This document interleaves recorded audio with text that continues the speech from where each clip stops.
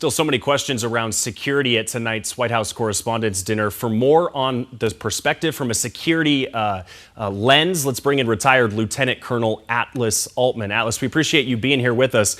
Tell us that you understand that you know some officers that were at the dinner tonight. What are you hearing from them specifically? Yeah, I knew a lot of people, Sean, that were at the dinner tonight, and thankfully none of them were hurt.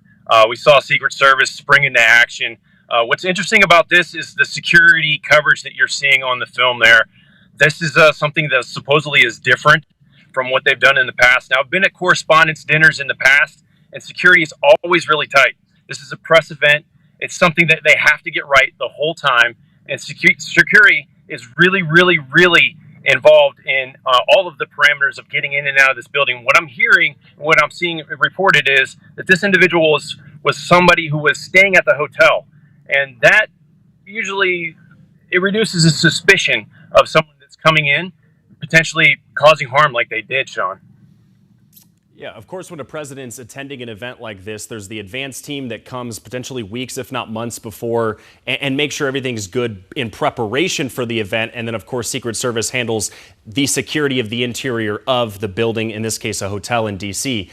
Tell me, Atlas, are you surprised that this gunman, albeit a potential guest at the hotel, was able to get as close as he was potentially to the president and through that initial checkpoint? Were you surprised? Yes, obviously, it's always a surprise when someone breaches security. There in Washington, D.C., you see security on high alert at the White House and anywhere the president's going to be. Of course, we see people jump the fence at the White House. They try to get in and just try to cause a scene usually, but with a weapon, that's next level. And for Secret Service to jump in, pull the cabinet out, pull the vice president out, pull the president out, and then do it right in front of the press. All of the major players in the press were right there. So you're going to see a lot of footage come out of this that you wouldn't see at other events.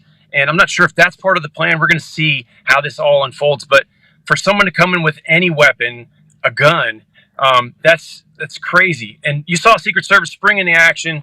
There was multiple shots. The initial thing that I saw was a couple ring outs where the people were in the crowd. They looked back at the shots and then they just went down to the floor. That says a lot about where they think security is, and they knew it was going to get handled. So good job by Secret Service. Real quick, Atlas, I want to talk to you about the quick response. That video is jarring in terms of how quick it was that the Secret Service got their weapons and fired at this person. This is a law enforcement duty. This is what they do on a day-to-day basis. Tell us about that quick response. Yeah, so Secret Service does these trainings quite frequently. It's part of their initial evaluation is whenever they see a threat, they attack it quickly, because when you're talking about the lives of the leaders of our country, that's of utmost importance. And their training, you saw it kick in. Whenever something bad happens, you're not going to go to the level you expect. You're going to go to your training. And Secret Service training, it kicked in, and everyone can see what that's looking like on the news right now. Yeah. Atlas, we appreciate your perspective. Thank you for being here with us tonight.